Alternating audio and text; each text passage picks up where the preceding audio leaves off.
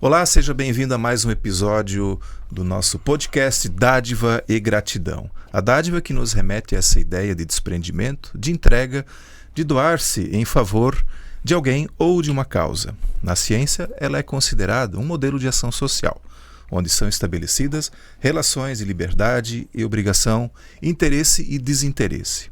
É uma explosão de sentimentos, como generosidade, espontaneidade, alegria e gratidão.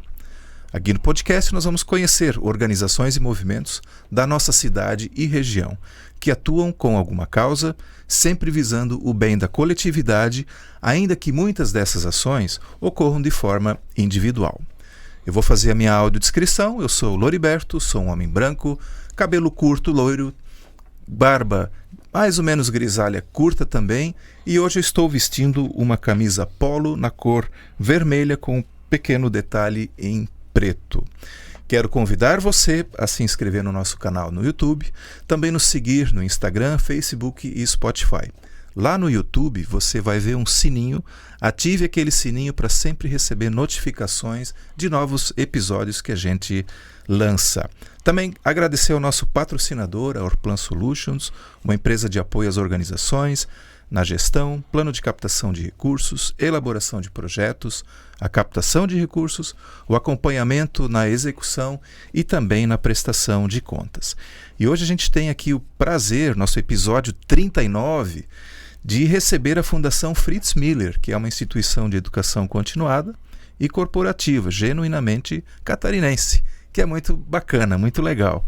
Com atuação próxima da prática do mundo empresarial, a Fundação trabalha com pessoas e organizações na busca de soluções que resultem no desenvolvimento profissional e na evolução sustentável dos negócios e da sociedade.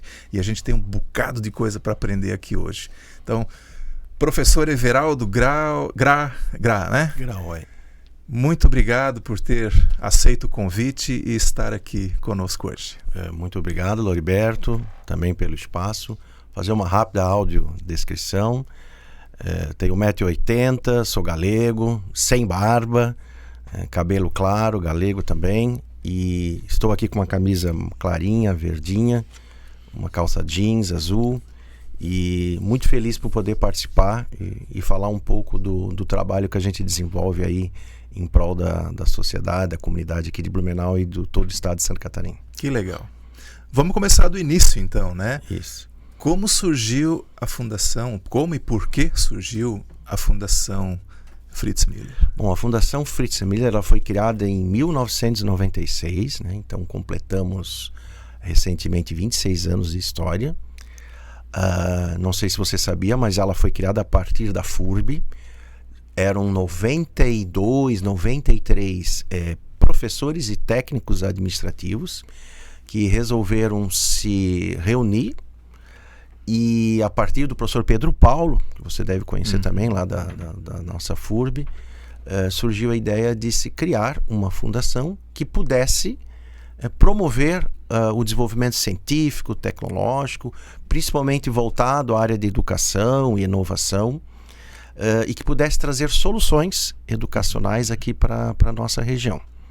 Então começou de uma forma bastante incipiente, oferecendo alguns cursos, algumas pós-graduações, e foi assim que a gente começou, né? Com uma salinha emprestada da própria FURB, depois evoluímos para uma casa alugada, e desde 2010 nós temos uma sede própria aqui em Blumenau, que aí realmente permitiu um salto muito grande da própria instituição. Que diga-se de passagem, é muito bonita. Isso, quem muita desce gente. Ali a rampa, ponte do isso, Tamarindo, do Tamarindo ali logo à esquerda, uhum. Em frente ao campus 3 ali da FURB.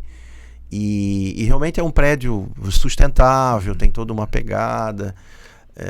E foi feito na época assim com esse zelo, né, com essa preocupação. E a gente é muito feliz por ter uma sede própria.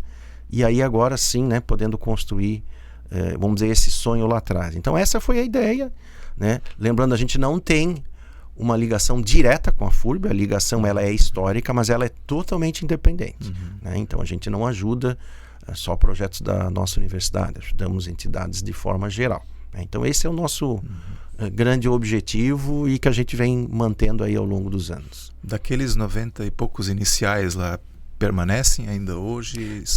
Sim, alguns obviamente já são falecidos, né? E eu até poderia citar um ou outro nome. A Marita Sassi, esposa do ex-prefeito Victor Sassi. Não sei se chegasse a conhecer ela como professora na área de português, né? Nós tínhamos o ex-reitor Egon Schramm, que foi reitor da nossa universidade durante 8 anos. Ele era biólogo, né? Bastante conhecido. Infelizmente tivemos algumas baixas, alguns falecimentos, né? Até porque já faz um tempo grande, né? São 26 anos de história.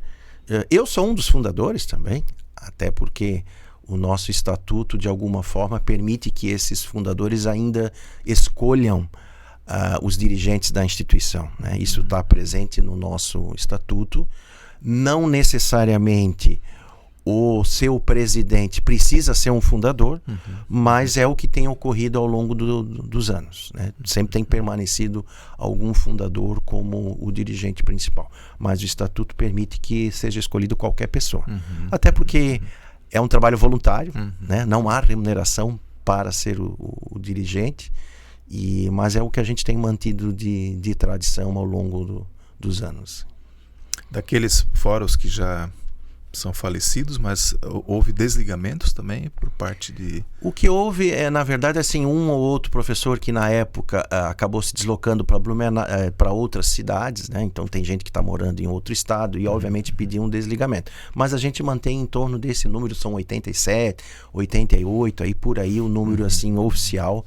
E são as pessoas que têm direito a votar, né? E participar de forma mais ativa da fundação. Muitos aposentados, né, em relação a serem professores e servidores técnicos da nossa universidade. Todos eles são ligados de alguma forma à nossa universidade. Coincidentemente, amanhã eu devo encontrar boa parte dessas pessoas, porque nós vamos receber uma homenagem de 30 anos como servidor da universidade. E ali nós temos vários fundadores que vão estar nessa comemoração e que vão estar recebendo essa homenagem da FURB, né? Então é muito legal a gente saber que ajudou lá atrás a plantar essa sementinha e principalmente manter isso ao longo dos anos, né? Poder ajudar outras pessoas e oferecer para a comunidade soluções educacionais voltadas à área de gestão é bastante gratificante. Lá em 1998, se eu não me engano, eu fiz uma pós-graduação junto à Fundação Fritz Miller, né? Era ligado mais a FURB, então assim... As parcerias que nós temos... Foi pela FURB. É o que a gente faz, né? A gente tem... até porque nós não estamos numa condição de universidade, então nós temos parcerias com as universidades, seja com a FURB ou outras entidades, como a Fundação Dom Cabral, né, que é uma entidade mineira e bastante reconhecida no mercado. Então, nada impede que a gente tenha parceria com qualquer universidade. E é o que a gente fez ao longo dos anos. Aproveitar esse gancho, são essas instituições que trazem o curso ou é a fundação que desenvolve e apresenta para o parceiro? É uma mão dupla, né? Por exemplo, vou citar um caso. Nós fizemos recentemente um curso de pós-graduação com a FURB apresenta o projeto, nós avaliamos, achamos interessante fazer a parceria, investimos naquele curso. E da mesma forma o contrário, né? A Fundação Fritz Miller veio a necessidade, eu vou dar um exemplo bem concreto, gestão de projetos para a área pública. Fizemos um projeto, apresentamos para a Prefeitura de Blumenau, e fizemos uma capacitação para servidores da Prefeitura de Blumenau com o apoio da FURB. Então existem vários modelos. Por isso que recentemente nós enfatizamos o conceito de que a Fritz Miller é um hub de conhecimento, que é essa ideia de conectar a necessidade numa ponta com quem tem a solução.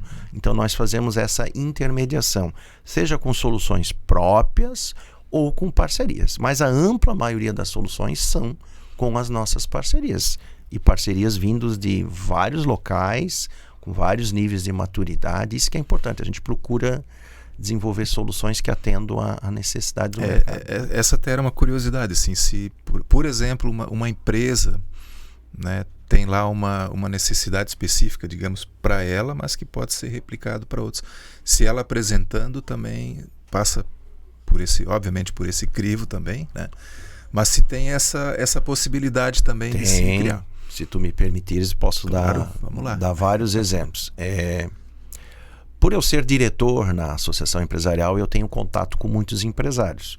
E um empresário do ramo da saúde me procurou certa vez, nos cafés que a gente estava, de que ele tinha necessidade de conhecer um pouco mais a área de tecnologia, que na área de saúde está cada vez mais avançada. E que a empresa dele, uma empresa conhecida aqui da nossa região, ele gostaria de colocar todo o corpo médico para ser capacitado. Ótimo. Eu pedi um tempo, conversei com algumas pessoas da universidade, outras universidades aqui da nossa região, e montamos um programa de inovação para a área de saúde. Foi uma capacitação de 90 horas que foi feita ao longo do ano e eles ficaram muito felizes com essa capacitação. Além daquela empresa, nós abrimos ainda para outras instituições de saúde. Então esse é um exemplo clássico, né, de que a necessidade pode vir da organização.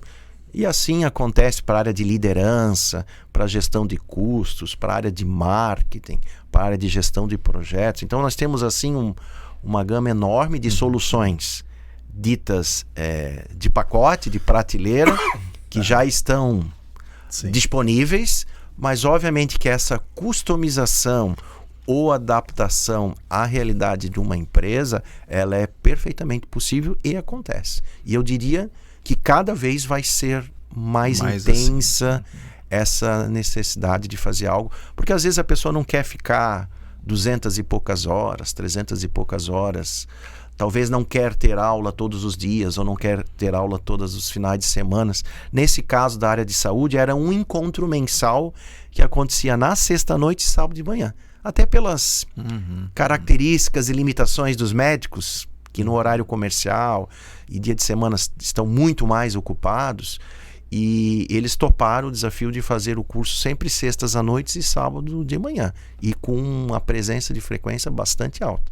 Então assim, é muito customizado, desde cursos de curta duração, 8 horas, 12 horas, 20 horas, como cursos de longa duração que podem chegar até 360 horas, e aí já um status de uma pós-graduação. Então assim, é um leque muito grande de opções que a gente tem, muito focado na área de gestão, mas ampliado para várias áreas e segmentos empresariais. Aproveitando esses cursos customizados, né?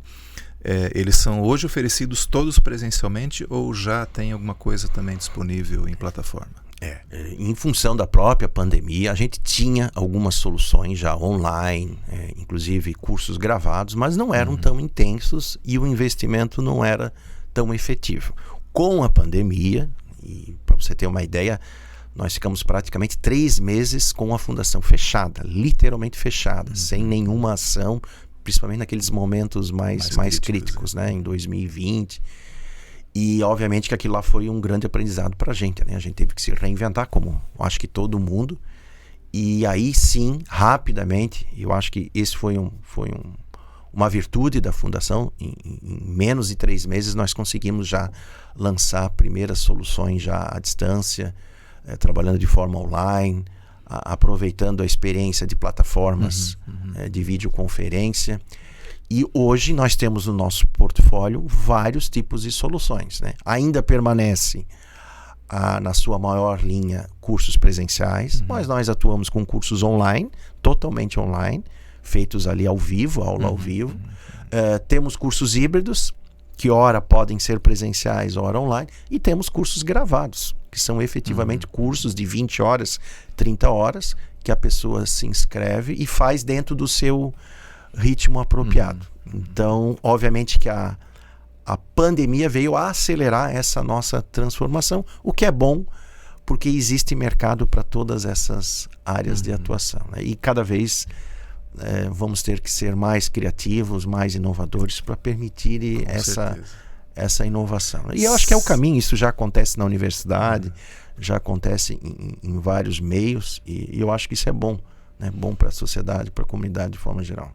É legal oferecer isso, né? Mas eu conheço, né, a qualidade dos cursos da Fundação e um detalhe assim, sem perder, né? Tem um portfólio interessante, mas sem perder na essência é a qualidade.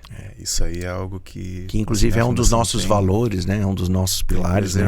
A gente não abre mão dessa característica, né? Que vai desde parceria, agilidade, customização, mas qualidade é aquele cuidado desde a chegada do aluno ou até a sua conexão, né? A sua interação. Então há uma preocupação muito grande para que a gente mantenha isso independente da plataforma ou do meio que vai ser utilizado. E a gente acredita, até pelas pesquisas e pelos levantamentos que a gente faz, que a gente tem mantido essa qualidade. E é o que a gente procura, né? Boas parcerias, bons professores, uma boa estrutura para que o aprendizado aconteça da melhor forma possível. Que legal, que legal. Bom, agora que já sabemos como surgiu a fundação, a gente pode ir para aquilo que ela faz, né? Bom, já estamos falando aí dos cursos, né? E também já sinalizaste algumas soluções customizadas, né? O que mais, em termos de cursos e eventos, assim, a fundação se propõe a fazer? A gente dá muito apoio também para eventos aqui da nossa região, porque é muito importante as pessoas entenderem que o objetivo da fundação é ajudar a sociedade promovendo a educação. Então esse vamos dizer, foi a nossa missão enquanto fundação. O que nós fazemos para manter a instituição e ter os recursos é justamente oferecer cursos, pós-graduação e eventos de forma geral para arrecadar os recursos e manter esses projetos. Então a realização de eventos também é uma alternativa, né? Workshops, coisas mais curtas, 4 horas, 6 horas, e também apoiamos muitos eventos aqui da nossa região, né? Desde uma feira de inovação, um exemplo clássico, que a gente apoiou agora recentemente, onde jovens vão lá criar suas ideias, e é uma forma de ajudar a educação. Teve uma premiação para os melhores trabalhos para alunos do ensino fundamental. Então, assim, é muito orgulho a gente poder entregar um prêmio para um jovem que apresenta uma ideia, né, junto à escola. Então esse é um tipo de ajuda que a gente faz bastante também. Desde atividades, uma maratona, onde o objetivo, né, é representar a saúde. Então volta e meia nós também apoiamos eventos esportivos dentro dessa linha. Campanhas institucionais, desde a criação de um novo hospital, né, ou de uma nova aquisição de um equipamento na área de saúde. Então, assim, a gente recebe muita demanda na própria fundação. Não temos condições de atender todas as demandas que chegam, mas dentro da nossa política a gente procura ajudar eventualmente todas essas Fazendo ações. Pontes também, eventualmente. Exatamente. Muitas parcerias com organizações. Então a gente está aí muito para ajudar também a comunidade, desde que o foco fique nessa área educacional, né, que é o nosso grande objetivo. O espaço ali, né?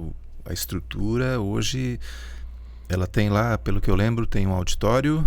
Isso, nós temos... Tem umas 2 salas grandes ali. Nós temos 3 salas que suportam até 40, 50 pessoas e o mini auditório, que a gente chama até 120 pessoas, né? Então uma sala maior e 3 salas menores, mas que atende a nossa capacidade, né? Eventualmente, alguns dias ela está totalmente lotada. Quando é necessário, nós alocamos espaços em outros locais, mas normalmente essa capacidade nos atende para o dia a dia, né? Lembrando que nós atuamos de manhã, à tarde e à noite, né? Então nós atendemos os 3 períodos, mais durante o horário comercial, mas também temos uma demanda grande de cursos que acontecem no período noturno. Então com isso a gente consegue alocar os cursos, treinamentos, palestras institucionais. Então todas as atividades que a gente tem aí, porque em paralelo à nossa atividade comercial, para arrecadar recursos para a fundação, nós temos os nossos projetos sociais, que eventualmente também precisam de espaço para que eles aconteçam, né? E é possível também alguém, em havendo obviamente agenda, que quer fazer um workshop com a sua equipe e tal, não está encontrando espaço, entrar em contato com vocês? Poderia sim. Normalmente enfim. Não sei se é comum, né, acontecer não, isso. Acontece. É como eu falei, nem sempre a gente tem o espaço, mas acontece, né? Às vezes uma instituição nos procura solicitando um espaço para uma palestra, para desenvolver. Se a gente verificar que aquela instituição ou aquele evento tem a ver com a área de educação, a gente consegue liberar uma sala para que a instituição realize a sua atividade, né? Então há sim essa possibilidade de contrapartida para instituições. A gente ajuda. O Trapa Médicos, eu acho que já deve ter ouvido falar. Já passou aqui na bancada também, Adriana. Trapa Médicos, de vez em quando, está desenvolvendo uma ou outra atividade na Fundação Fritz Miller. Então, a gente percebe que é uma entidade séria, faz um trabalho louvável junto à área de saúde aqui. Eventualmente, a gente empresta uma sala para alguma atividade. Então, isso pode acontecer, sim. Não é uma coisa diária, mas depende de uma solicitação, de agenda, a gente procura ajudar as entidades de forma geral. Bacana. Legal. Vamos falar um pouquinho dos projetos? Ótimo. Projeto Pescar. Isso. Projeto Pescar é um projeto que a gente já tem um bom tempo. Acho que você também já foi voluntário. Ser voluntário já numa turma. Eu acabei de terminar uma disciplina, né, um módulo agora, que era sobre tecnologia e inovação, que é a minha área de atuação profissional. E é muito legal, né, porque você trabalha com jovens, tu deve ter percebido. Esse é um projeto onde nós acolhemos em torno de 20, 25 jovens. São jovens de vulnerabilidade social, a família não tem uma renda tão adequada, ou existem alguns problemas dentro do contexto familiar que vão das mais variados, né? Problema de violência na família, problema de desemprego, gravidez precoce. Então são várias situações que esses jovens, quando são acolhidos pela gente, inclusive há um acompanhamento de assistente social, a gente faz uma seleção, escolhe esses estudantes e eles são capacitados durante um ano numa formação cidadã, numa formação técnica voltada para o mercado de trabalho. Então a ideia é permitir que a pessoa tenha disciplina, que a pessoa tenha um conhecimento mínimo, uma visão holística e consiga rapidamente alguma oportunidade, e eles conseguem, né? Boa parte dos alunos a gente consegue permitir que eles tenham uma primeira oportunidade de emprego e já vão com uma formação bem interessante. E todos os voluntários são profissionais, como você, como eu, que trabalham em várias áreas de conhecimento e vêm lá dar a sua contribuição de 2 horas, 4 horas, 6 horas falar sobre um determinado tema. Os jovens gostam de ouvir as histórias de vida de cada um, de superação, que também serve como referência para a vida deles. Então é um projeto muito legal. Eles vão ter formatura agora, dia 12 de dezembro. Então é um evento muito importante, porque os familiares veem o resultado desses jovens. E é um projeto que a gente tem muito orgulho de desenvolver já há alguns anos, sempre em parceria com organizações, porque é um projeto relativamente caro, porque nós investimos em uniformes, alimentação, toda essa logística, transporte, eles recebem o vale para se deslocar, e você colocar isso para 20, 25 jovens durante um ano, eles têm aula todos os dias à tarde, e eles precisam comprovar que estão estudando no período da manhã, né? Como se fosse um contraturno no nosso caso. E obviamente que a gente precisa de ajuda de organizações. Nesse ano especificamente, a gente está com a Transpotec, a gente está com a Unifique e a consultora Torresani. Então conseguimos uma parceria com 3 empresas mais a Fundação Fritz Miller. E a todo ano nós temos eventualmente trocas de empresas. A Avan já foi nossa patrocinadora, e aí várias empresas já acabaram utilizando, né, e apoiando a nossa instituição. E isso é bom porque a gente vai fazendo um trabalho muito legal para a sociedade, e esse muito voltado na formação de jovens. Então é um projeto assim exemplar, e que a gente faz com muita dedicação. E esse é um que já está perene, né? A gente já tem há mais de 6, 7 anos, ele já tem a verba garantida para o ano que vem. Em fevereiro, março já começam as chamadas para que as famílias inscrevam seus filhos, e obviamente a gente tem um número limitado de vagas que vai de 20 a 25, né, que são escolhidos e que tem toda essa formação. O critério, então, é estar em vulnerabilidade e precisa estar estudando. Exatamente. Esses são os 2 pré-requisitos. E a gente procura, também esse é um outro detalhe, né? A gente é muito equilibrado na questão da diversidade. Né? Então a gente mantém um número igual de meninos e meninas, né? Pessoas, por exemplo, nesse ano nós temos pessoas que vêm de outra localidade, então nós temos filhos de venezuelanos, né? que veio para cá. Nós temos pessoas de várias regiões, aliás, muita imigração. Às vezes a gente acha que não tem muita gente. Nós temos várias pessoas que vêm do Nordeste e que vieram se instalar aqui na nossa região. Então a gente procura também manter um certo equilíbrio nessa diversidade. E são jovens, normalmente de 14 a 16, 17 anos, né? Fica nessa faixa de idade. Então isso também é bastante interessante, né? Porque trabalhar com um público diversificado faz a diferença. Às vezes a gente é acostumado, né? A gente que trabalha com a área de educação, trabalhar sempre com um perfil muito igual, né? Muito padronizado, e a realidade não é essa que nos traz à tona, né? A gente tem muita diversidade, e a diversidade é rica, principalmente na área de educação. Então também significa dizer que nem todos são da mesma escola. Não. São de várias regiões e várias condições diferentes. A única coisa em comum é a vulnerabilidade, né? Então nós não temos ali uma pessoa que talvez pudesse remunerar um curso, uma formação melhor. Então é uma grande oportunidade para esses jovens, né? E eles gostam, né? Depois de um certo tempo, leva, né? Algum tempinho até eles entenderem bem, mas quando vai chegando assim o momento da formatura, a gente percebe a evolução de cada um desses jovens, né? Que legal. Tem uma ideia mais ou menos de quantos passaram pelo Pescar até hoje? Não? A quantidade mas geralmente é em torno de 20 e 25 pessoas, então bota aí uns 7 anos, vai dar mais ou menos isso aí, uns 150, 200 jovens, né? Então, capacitados para não chegar então cruz. Isso. No mercado, eles têm formação de etiqueta profissional, como se comportar numa entrevista, apresentações orais, inclusive na formatura cada um deles tem que falar. Então isso é muito legal, porque ele vai tendo.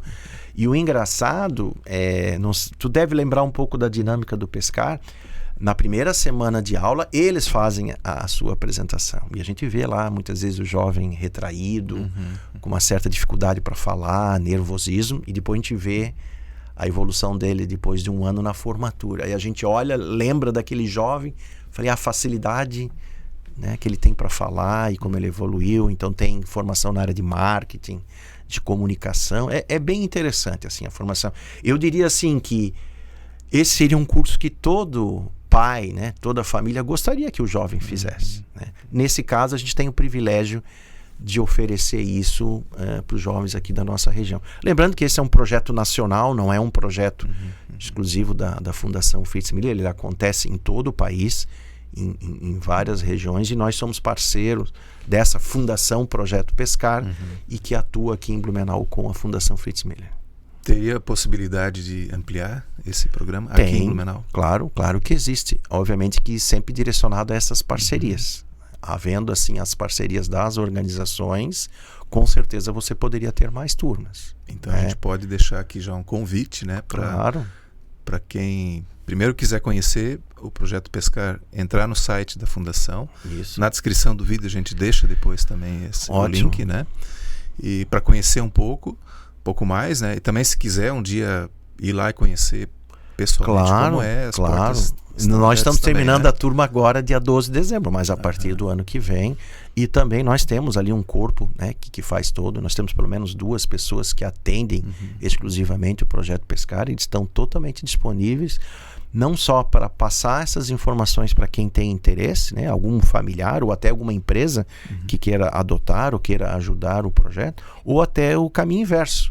Se tivermos que ir até a sua localidade, a sua empresa, explicar o projeto, nós estamos totalmente abertos. E a gente faz muito isso, principalmente nesse momento agora, onde a gente está prospectando as parcerias do ano que vem. A gente já fechou algumas, mas obviamente que sempre tem espaço para mais ajuda, né? E talvez até ampliar a quantidade de jovens que podem ser capacitados. Que legal. Bacana. Eu tive o privilégio de participar aí de uma das turmas aí. Realmente, assim, a sede que eles têm em ter um conhecimento específico é uma coisa assim fora do normal, né? E vamos voltar. Eu consegui agora nos últimos 3 anos participar.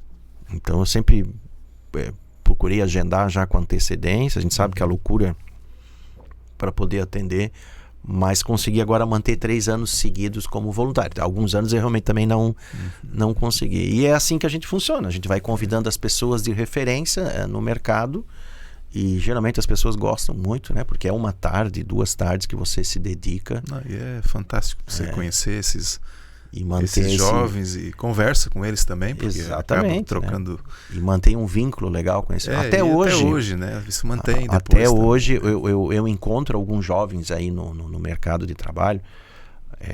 Alguns meses atrás encontrei um jovem trabalhando na 1001, que aí ele me reconheceu, me chamou a atenção.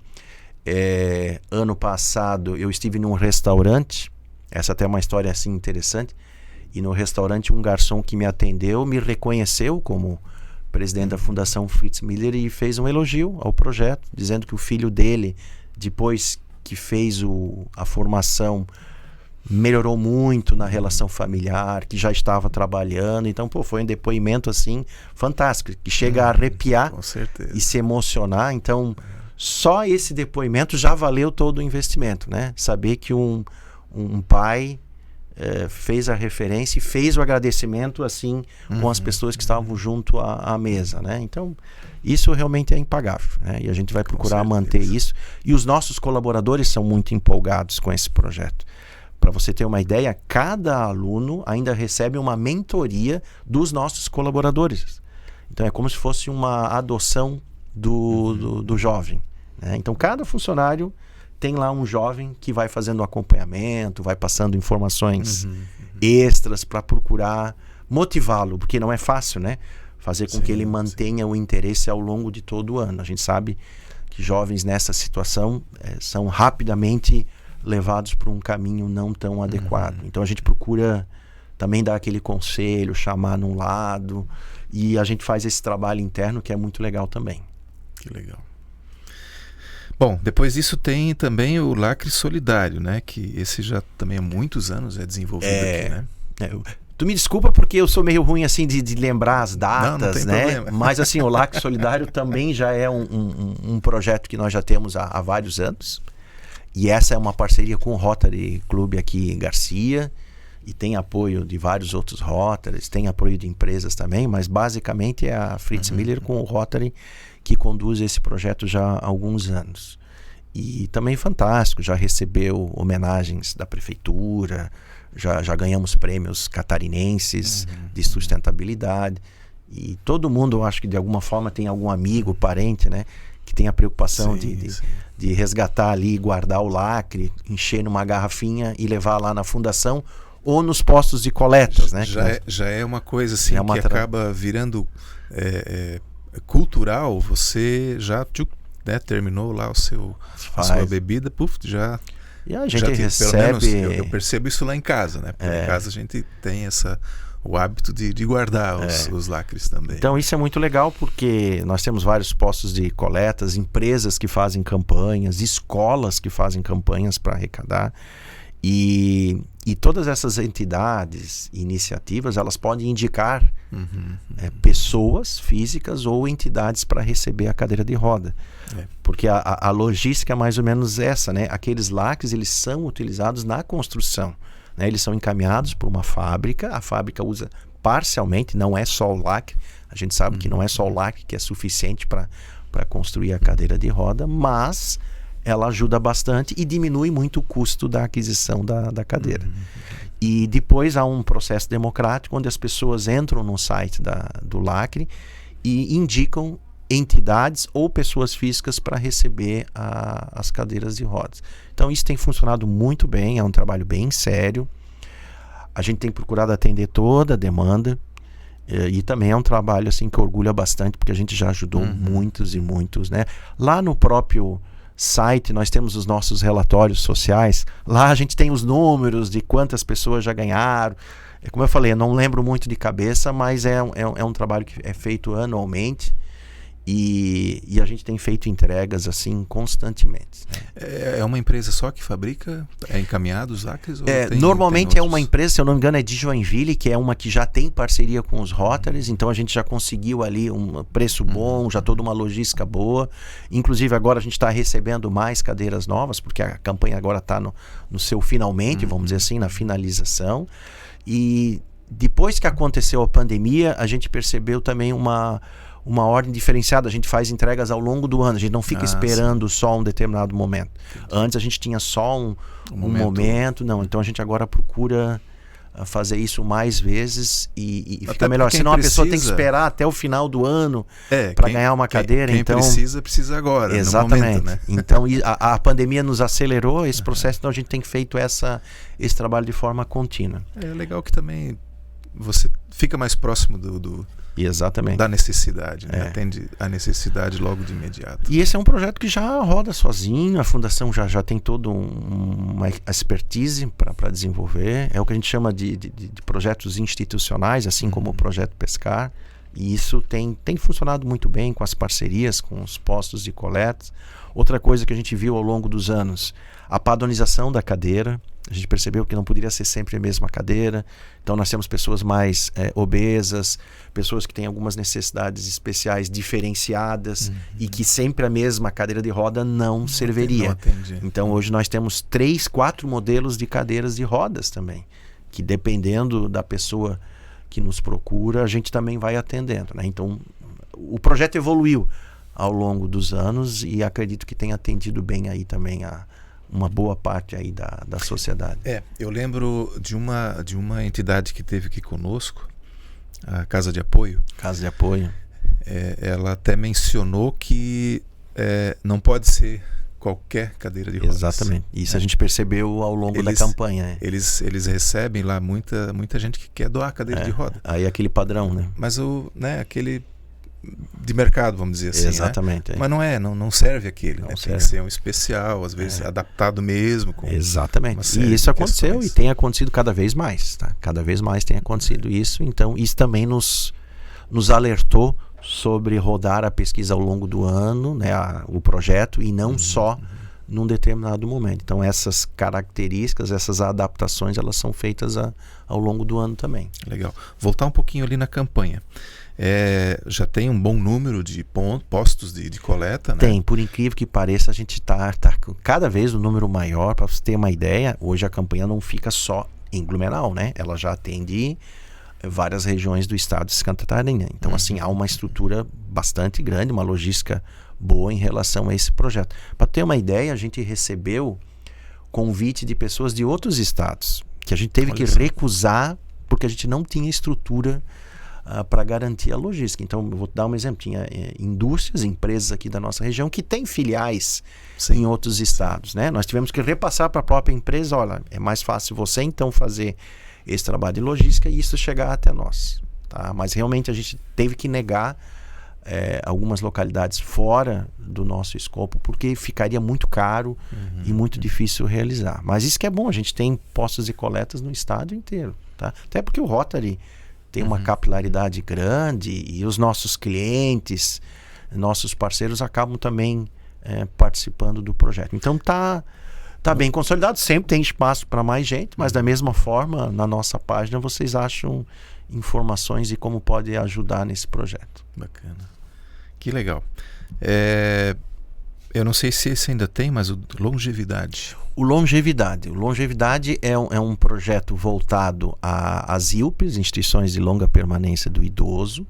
Esse é um projeto que já tem alguns anos também, onde a gente procura capacitar através de formações na área de gestão para as pessoas que tocam essas casas. Então a gente sabe que a questão da longevidade, da terceira idade é um problema sério, porque cada vez a população está ficando mais envelhecida e nem sempre todas as pessoas dão o tratamento devido a essas pessoas que chegam nessa idade. E através de uma pesquisa que a gente realizou alguns anos atrás, isso lá pelos anos de 2013, quando o projeto iniciou. Esse eu sei porque eu participei da sua criação. A gente fez um diagnóstico muito interessante aqui das IUPs da nossa região. E apontamos ali algumas carências, algumas necessidades e fomos criando formações para essas casas. E esse é um projeto que vem ganhando força ano a ano. Alguns anos de forma mais intensa, a pandemia desestimulou um pouco, né? Criou uma certa dificuldade, até pelo próprio acesso a essas casas. E a gente pretende retomar agora rapidamente. Inclusive, coincidentemente, a gente já está programando algumas ações para o ano que vem. A gente tem entrado em contato com o Conselho Municipal do Idoso, que é a nossa referência, e é onde a gente busca mais informações para poder oferecer. Mas então, assim, é um projeto também bem interessante, voltado para os gestores dessas casas, né? O objetivo é fazer com que essas casas sejam melhor geridas e que procurem ter um apoio da fundação, seja na área financeira, seja na área de liderança, seja na área de acolhimento, seja na área psicológica, né? Porque a gente sabe, na área de nutrição, eu me lembro até hoje, a gente fez uma parceria com professoras da FURB, que conseguiram ajudar algumas casas na área de nutrição, porque, diferente do que muitos imaginam, os níveis de maturidade dessas casas são bem diferentes, né? Talvez a gente sempre tenha a referência de uma casa já mais estruturada e que tenha um recurso privado adequado, mas nem sempre essas casas elas têm o suporte e a estrutura adequada para acolher esses idosos, né? Então, dentro dessa linha, a gente tem essa preocupação de, pelo menos, fazer a nossa parte, que é o que cabe a gente, dar algumas capacitações para que elas consigam se desenvolver, inclusive de captação de recursos, né? Que eu sei que é muito a tua área, e já fica aí o convite. Esse também é um trabalho onde os professores são voluntários. Eu também sou professor desse curso. Eu normalmente coloco a minha experiência de gestão de projetos, então eu procuro colocar como é que os projetos poderiam ser geridos, e captação de recursos é uma coisa muito importante, né? Acho que tem muito projeto aí e muita coisa boa para fazer, e esse é um dos nossos projetos institucionais que a gente já vem apoiando há vários anos, e com certeza em 2023 está aí com força total. É muito interessante porque esse tipo de instituição ela está aumentando cada vez mais. A população está envelhecendo. Exatamente. E então cada vez vai ser mais necessário. E existe toda uma legislação que cobra muito, né? A vigilância sanitária cobra muita coisa. Então, se você não tiver uma base boa para se estruturar, dificilmente você vai atender a legislação e atender a necessidade do familiar. Então, assim, a gente procura estar nesse radar, né, de dar uma capacitação mínima para que o gestor dessa casa consiga evoluir. Nesse caso, só organizações da sociedade civil ou também as casas privadas, né? Não, são todas. Para você ter uma ideia, a maioria das casas elas são privadas, mas pela característica do segmento, nós entendemos que seria interessante. E essa não foi uma demanda que veio só da Fritz Miller. A promotoria pública nos procurou, né? Na época até o professor Odair Tramontim foi um dos grandes entusiastas desse projeto, nos procurou na época, pediu ajuda da Fundação Fritz Miller, e nós entendemos sim que seria um projeto bastante relevante. Então, independente de ser uma casa com apoio público ou uma casa privada, a gente procura ajudar, tá? Então é um trabalho bem interessante e faz parte desse escopo. Tem uma ideia de quantos nós temos hoje? É que agora... As que foram atendidas, pelo menos. Assim. Pelo menos umas 14, 15 casas asilares foram apoiadas. Tudo tá? Isso? Só que agora aumentou o número. Eu sei porque nós tivemos uma reunião, questão de 3 semanas atrás, com esse número atualizado. Nesse tempo, uma outra casa ficou parada ou foi desligada e outras casas surgiram. Tá? Então é um número grande. É como você falou. Esse número tem crescido bastante, tá? Tem crescido bastante, e é algo que as instituições têm que olhar com carinho. E nesse caso, a gente olha com bastante atenção, porque a população idosa está aumentando bastante, nem sempre o poder público consegue atender devidamente, e como eu falei, ainda prevalece muito o meio privado. Muitas dessas casas, elas são instituições privadas, mas que também precisam de ajuda, né, por ser um segmento diferenciado. Muitas vezes são empresas, né, que visam lucro, né? São privadas, mas que visam lucro, né? Ainda que se esse lucro é grande ou não, é muito ou pouco, não quer dizer, mas assim... E eu posso dizer que não é muito grande, tá? Porque assim, o custo de manutenção é alto, tá? E muitas casas, elas acabam se desenvolvendo sem muito profissionalismo, não no sentido pejorativo, mas não terem assim na sua gestão pessoas, né, que tiveram uma capacitação adequada, né? Às vezes é um empreendedor, é o irmão, né? O amigo, é muito pela causa, muito pelo amor, exatamente isso. E isso a gente percebeu através dos diagnósticos que a gente fez. E aí sim que foi o objetivo de que talvez esse segmento tivesse um olhar diferenciado, né? Porque se ele tivesse capacidade financeira tal, ele poderia fazer essa capacitação. E a gente não vê, não sobra tanto recurso para esse tipo de investimento. O que a gente procura passar é a conscientização de que ele tem que procurar essa formação. Então a gente dá esse empurrãozinho básico para que ele tenha essa formação e quem sabe ele veja necessidade futura de manter isso de forma contínua, né? Então a gente procura dar essas formações básicas, que são através de palestras, workshops. Eu me lembro que na última edição eram workshops que eram feitos de semanas em semanas e geralmente era uma noite, eram 4 horas um workshop. Depois de algumas semanas à frente, mais um workshop de 4 horas com essas formações que eles precisam, tá? Projeto que deu muito certo e que vamos retomar agora novamente com essa nova roupagem, com esse novo diagnóstico sendo atualizado. Conselho do Idoso apoiando também. Com certeza, né? É uma entidade que volta e meia está nos ajudando. Inclusive eles participam da própria formação, colocando claramente, né, as exigências, necessidades, o fundo do idoso, as oportunidades que as casas têm para interagir com o poder público. Legal. Bom, eu não notei mais nenhum projeto aqui. Tem os editais, mas esses vamos depois. Tem mais projetos? Não, claro, a gente tem outros projetos na área cultural. A gente ajuda o Teatro Carlos Gomes, né, com apoio também de jovens, né, que são capacitados. Temos assim participação específica em alguns projetos que a gente apoia diretamente, tá? Então a gente tem muita diversidade, mas realmente os projetos mais institucionais foram os citados. O que a gente tem efetivamente é um edital que nos apoia muito, porque aí sim a gente tem uma democratização do apoio a várias entidades aqui da nossa região. Então vamos falar dos editais, então. Então vamos falar. A fundação, ela basicamente tem três formas de ajuda às organizações. Uma delas é através de ajudas eventuais, com menor aporte, que é o que a gente chama o apoio feito pela diretoria. Chega lá uma solicitação, a gente avalia, vê se o recurso não é tão grande, a gente faz um aporte para ajudar aquela entidade.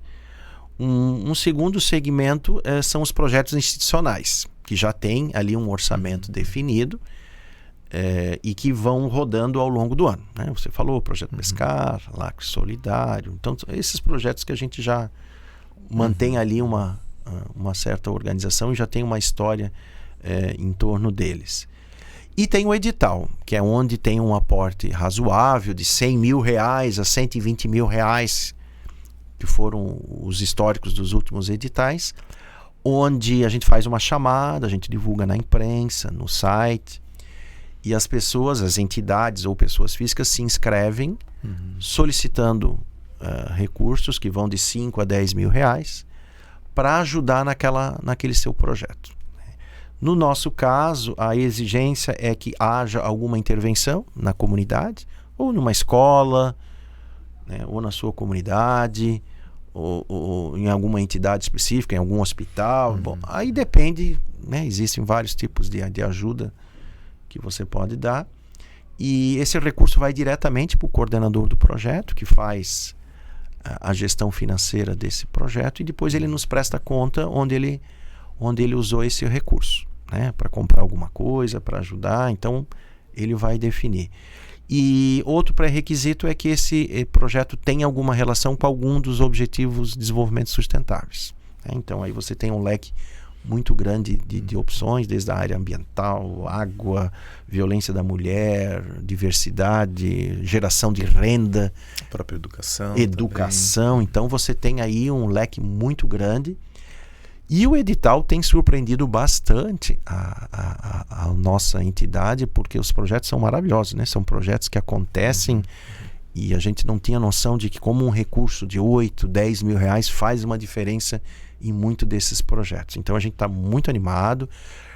Essa nova concepção dos editais ela já aconteceu nos 2 últimos anos. Agora, em março de 2023, a gente deve estar fazendo o lançamento dessa 3ª edição, já com muita animação, porque nós vamos estar no momento de receber os resultados do último edital e já fazendo o lançamento do novo edital, né? Então, entidades, pessoas que fazem trabalho voluntário e social, fiquem atentos. Nós vamos contar a ajuda aqui do Loriberto para que a gente intensifique essa divulgação e cada vez mais entidades nos procurem para que a gente possa ajudá-los dentro desse recurso limitado, né? Existe um comitê que avalia essas entidades, avalia o objetivo e a gente faz o aporte para ajudar na iniciativa, né? Então é um projeto assim que a gente tem o maior orgulho e que já tem gerado muitos frutos aí na sociedade. Dá para exemplificar algum passado, assim, já que... Tem muito projeto. Nós estávamos comentando, né? Tem desde escolas que pedem apoio, por exemplo, para implantar um sistema de captação de água, né? Uma escola relativamente mais pobre, limitado.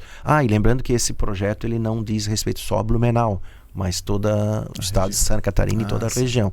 Em Santa Catarina, nas cidades onde nós temos alguma operação. Lembrando que a Fritz Miller ela atua em todo o estado, né, em várias cidades, polos, e fortemente aqui na nossa região. Né? Mas então é um projeto aberto. Nesse caso era uma escola aqui de uma cidade vizinha e que solicitou um apoio e implantou um sistema de captação de água da chuva para a escola. Fantástico!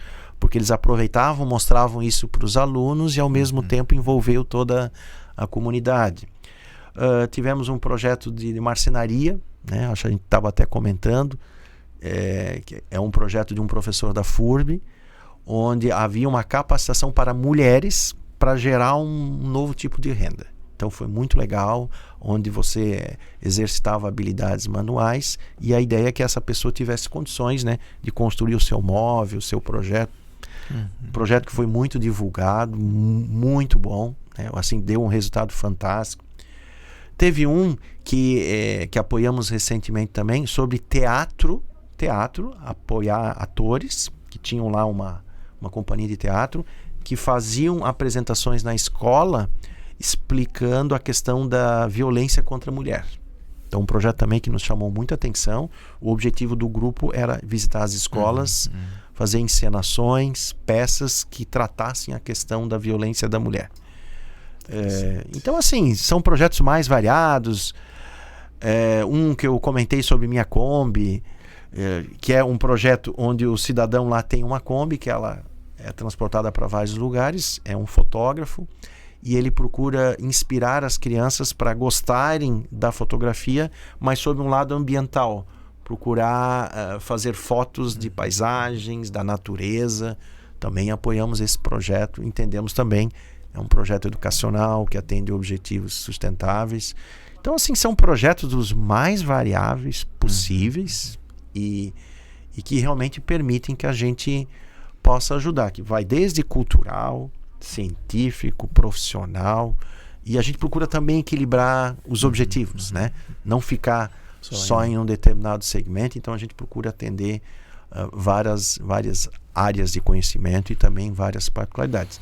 Só esses exemplos que eu citei mostra a grandiosidade de um edital dessa natureza. Então a gente está muito empolgado, porque aparece muita coisa diferente e a gente não tem ideia de como tem entidades que promovem projetos sociais, né? Então a gente está surpreso cada vez mais e tenho certeza que esses valores de editais vão aumentar gradativamente ao longo dos anos. Legal. E quem quiser saber mais sobre ODS, nós temos um episódio que nós gravamos aqui com o movimento ODS Santa Catarina. Então dá uma pesquisadinha aí no no nosso canal que você vai encontrar também. E que somos parceiros também das ODS aqui no estado de Santa Catarina. A gente tem participado ativamente, então também nos orgulha bastante fazer parte desse pacto aí mundial. Que legal. Bom,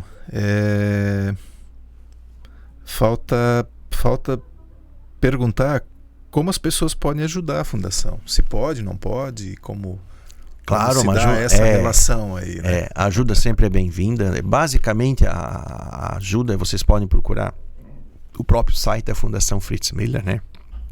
É o nome todo completo. A mesma coisa nas nossas redes sociais, seja no LinkedIn, no Instagram. Então você consegue acessar as nossas redes sociais. Lá você vai ter uma ideia dos projetos que nós temos, né? Tem uma área lá só de responsabilidade social. Basicamente é entrar em contato, né? Tem telefone, tem lá os e-mails. Normalmente as ajudas vêm de organizações, vêm de empresas privadas que procuram ser parceiros, né? Gostaria de ajudar esse projeto, ou eu quero fazer um projeto em conjunto, que é outra ideia. Assim como existe um customizado para as nossas soluções, pode existir um customizado para um determinado projeto social. Vamos juntar a empresa A, B e a fundação, vamos tentar ajudar um determinado segmento? Sim, podemos, por que não? Vamos sentar, conversar, ver qual o objetivo, desenhar esse projeto e ver se ele é viável para que a gente apoie. Então, basicamente, são ajudas, como acontece, né? O LAC Solidário, nós temos vários parceiros privados, o Projeto Pescar, o Longevidade também, gradativamente vem recebendo apoio de algumas entidades, e assim, né, o próprio projeto do Teatro Carlos Gomes, a gente consegue incluir outros parceiros. Então vai muito do core da empresa, ver onde ela tem interesse em ser reconhecida como apoiadora, depende muito do seu segmento, do seu negócio, mas obviamente que a gente está sim aberto para essas parcerias. E eu sempre digo nas minhas falas públicas, né, que ninguém faz nada sozinho, né? Então, quanto mais parceria e ajuda a gente puder ter para alcançar um objetivo social, melhor, né? E a gente não tem essa exclusividade de querer fazer as coisas sozinho. Se puder ser em parceria, sempre vai ser melhor, porque você ganha de várias outras formas, né? Que legal. Já aconteceu de a fundação ter que recusar alguma ajuda? Vamos pensar assim, uma empresa com a qual vocês não gostariam de estar associadas? Mas isso é muito raro, né? Raramente acontece, é claro, né? Obviamente que a gente não poderia estar fazendo parceria com algumas organizações, né? Que a gente, sei lá, de forma antecipada, sabemos que tem problemas na sociedade, né? Tem problemas financeiros, né? Ou tenha problemas vamos dizer assim, de não tratamento adequado do seu colaborador, né? Até pela questão da governança, do nosso compliance, a gente não pode fazer parcerias com esse tipo de organização. Obviamente que antes de cada parceria, a gente faz uma análise de quem é aquela organização, quem são os seus sócios, qual é a história, né? Não é simplesmente uma parceria assim garantida, né? Mas obviamente que essas situações são muito raras, né? E não tivemos assim um histórico grande de situações de tanta recusa. Normalmente quem nos procura, geralmente até pela nossa própria rede de relacionamento, já existe essa cumplicidade de uma querer ajudar a outra, né? E eu acho que isso é que deve prevalecer, né? Tem que ter um respeito, tem que ter um mínimo de responsabilidade e saber como é que essa empresa realmente pode agregar valor para um determinado projeto, né? A mesma coisa, eventualmente receber ajuda de uma empresa que não dá um exemplo na sociedade e que agora vai nos ajudar da forma contrária, né?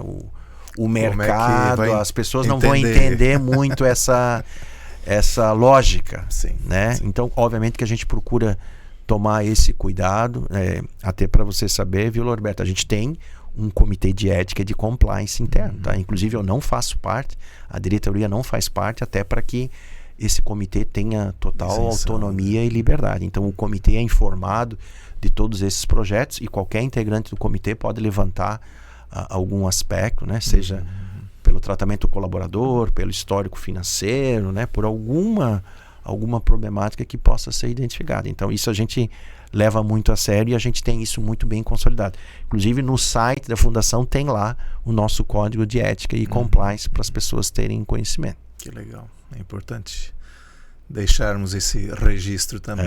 Essa transparência. Estamos na época do ESG, que está em alta, né? Então, assim, existe essa preocupação por N organizações e empresas, né? E até por isso eu provoquei, porque quando uma instituição ela tem um consolidado, como é hoje a Fundação Fritz Miller, né? Pode ser que alguém queira, né, pegar um pouco desse mel para proveito próprio, assim, né? Ou para sua empresa, enfim, né? E esse cuidado a gente já toma desde lá da origem, né? Desde a definição de um contrato, de uma parceria. Então esse cuidado ele é bastante intenso. O comitê só veio consolidar isso, a gente já tem alguns anos. E o ESG a gente já fazia há muito tempo. Né? Então a gente já tem muitas práticas sustentáveis, ambientais, sociais, de própria governança. A nossa governança é bem rígida. Só que agora com essa nova terminologia, a gente só está intensificando e procurando inclusive mostrar. A gente já foi convidado para dar palestras em outros fóruns e outras situações para mostrar o que a gente já faz de ESG, né? E por incrível que pareça, há um certo preconceito de que essa é uma coisa muito difícil de ser alcançada. Não, é questão de começar, né, a executar, a realizar. E é o que a gente percebeu, né? Que a gente já fazia muita coisa. E obviamente está no radar agora quais as práticas que a gente deve incluir que ainda não são feitas. E é o que a gente está fazendo aí para os nossos próximos anos, né? Acompanhar a evolução, participar o maior possível aí dos fóruns de capacitações. Inclusive a gente tem um curso muito bom nessa área de ESG, que tem repercutido muito bem essa capacitação para que as organizações, sejam menores ou maiores, entendam um pouco mais desse processo e principalmente entendam em que nível de maturidade a organização se encontra para que ela tenha aí um norte de onde ela deve investir, o que ela deve fazer para se manter atualizada, né? E pelo que a gente tem percebido aí no mundo globalizado, cada vez vai ser mais importante para as organizações se adequarem. Que é algo que a gente já fazia, já se preocupava, mas agora sim... Não tinha esse nome, né? Não tinha esse nome. E graças a Deus agora, tanto os governos, as organizações estão percebendo o ganho para as futuras gerações, né, de se fazer o investimento agora. Que bom, né? Mostra que o nosso trabalho lá atrás estava sendo bem feito, né? E agora só vai estar mais externalizado, mais cobrado para que isso se mantenha, né? Que legal. Teve uma coisa que eu não perguntei,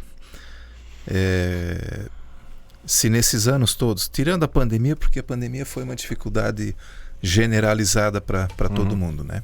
Mas se teve alguma dificuldade, uma tristeza, algo assim que, puxa, aqui a gente não conseguiu atender como gostaríamos. Obviamente que a gente teve momentos de dificuldade, a própria pandemia foi um momento de dificuldade, a gente não conseguiu realizar todos os projetos como a gente gostaria, né? Alguns projetos tiveram que ser cancelados, adiados, né? Então acho que foi um momento assim, eu falo por mim, né? Eu estou na gestão da fundação há 10 anos, né? Completei 10 anos agora em agosto de 2022, então desses últimos 10 anos da gestão, realmente o ano mais querido foi 2020, 2021.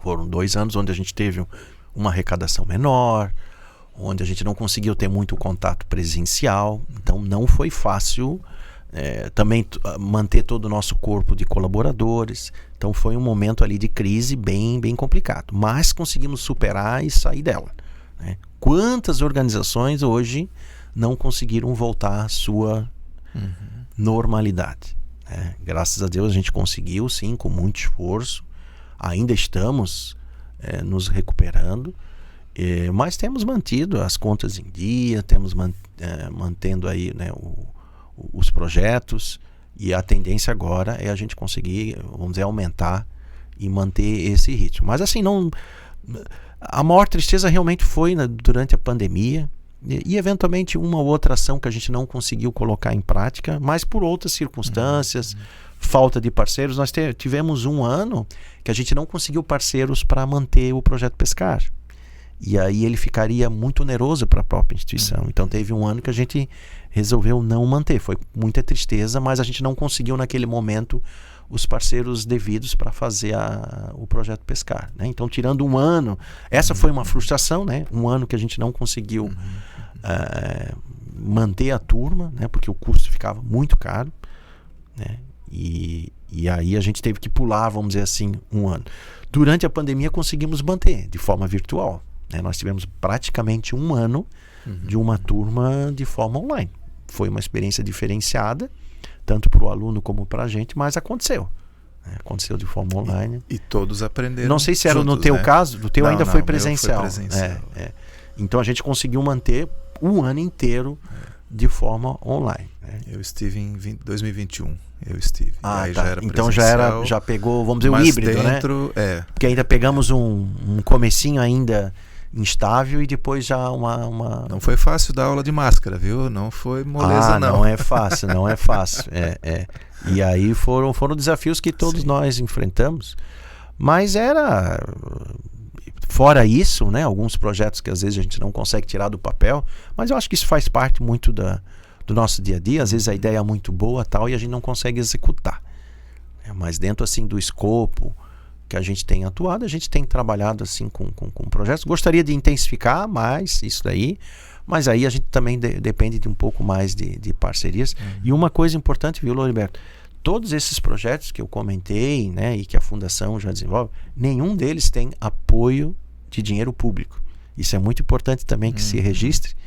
E não que isso seja uma coisa boa ou ruim, mas é algo que a gente quer explorar também. Né? Por nós sermos uma organização social, nós fomos reconhecidas pelo município de Blumenau, nós temos um decreto, né, que nos coloca essa responsabilidade, nós poderíamos estar desenvolvendo e recebendo mais aporte público. Então é algo que a gente pode explorar para o futuro. Por que não ajudar determinada entidade, mas também ter um apoio público, né?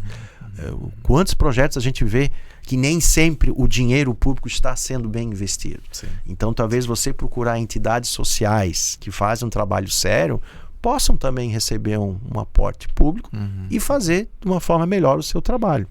Então, só para registrar, hoje nós não temos nenhum recurso público. Tudo recurso advindo das nossas rendas, do nosso trabalho de capacitação, treinamento, e que reverte integralmente para os nossos projetos. Essa é uma frustração que eu tenho aí como gestor, né? Sim. Que eu acho que a gente teria que ampliar. Inclusive, a gente tem interesse em futuro participar de alguns editais. Você sabe que existem vários editais e talvez a gente participar mais ativamente desses editais. Entramos com uma contrapartida, mas também queremos uma ajuda de um edital público ou privado, né? Mas isso é algo que é um desafio que nós temos aí para o futuro para aumentar aí a quantidade de entidades a serem ajudadas, né? Legal. Faltou falar alguma coisa? Olha, meu roteiro eu estou bem aqui. feliz aqui porque esse podcast aqui vai servir aí como uma referência para a gente, né? Um papo muito bom, gostoso, descontraído, e deu para a gente falar um pouco do que a gente faz, né? Do que a Fritz Miller representa aqui na região, e muito empolgado também da gente poder não só ficarmos aqui nesse podcast, mas voltar às nossas parcerias, né? E principalmente você nos ajudar aí com esse teu conhecimento das entidades, para que essas entidades nos procurem, né? Procurem fazer parceria com a gente, né? A gente está aí totalmente disponível para esse relacionamento. Que legal. Professor Everaldo Arthur Grau. Foi um prazer tê-lo aqui. Nossa, eu comentei antes no off já que cada episódio a gente aprende um pouquinho mais, né? E não é diferente, né? Não foi diferente hoje também. E bom, ninguém sai aqui do podcast sem levar uma lembrancinha, né? Opa. Mas não é o livro, tá? Essa é a minha dica de leitura depois. Tá. Mas eu sempre deixo uma pequena lembrancinha, um mousepad aí para lembrar do podcast, dessa participação aqui. Legal, né? Vou usar direto aqui, já fazer uma...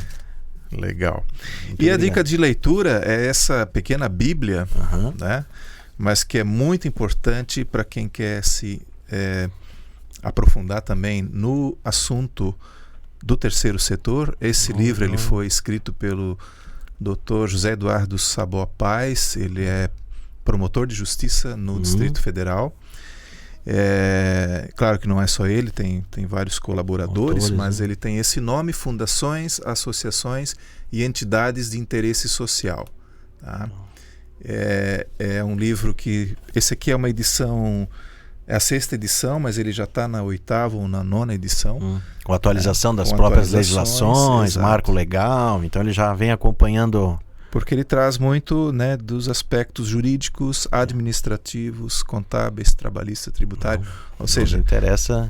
para quem quer se aprofundar no estudo do terceiro setor, é um material muito bom.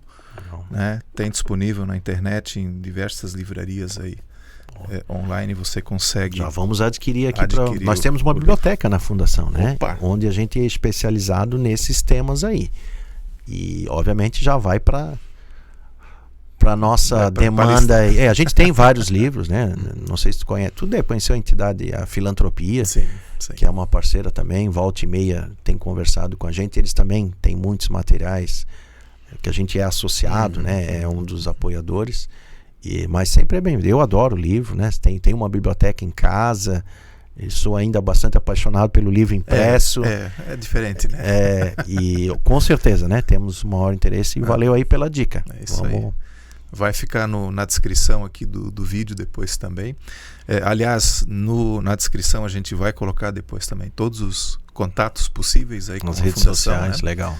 Para que você que assistiu esse episódio possa entrar em contato, tem interesse em conhecer um pouquinho mais da Fundação Fritz Miller, ou Fritz Miller Hub de Conhecimento, né? Isso. Busque lá mais informações a respeito. Professor, mais uma vez, muito obrigado pela presença. Ok, Lorberto, muito obrigado. E estamos à disposição, né, para futuros espaços, né? E vamos estreitar aí as relações. E fica o convite aí também para as entidades que desenvolvem um trabalho, um projeto social, nos procurem e vamos ver a viabilidade de apoiar ou não, né? Não é uma promessa, mas com certeza temos muita coisa em comum, que é o desenvolvimento da comunidade. Muito Obrigado. bem. Só lembrar você, não deixe de se inscrever no nosso canal no YouTube e ativar o sininho para receber as notificações. Até a próxima.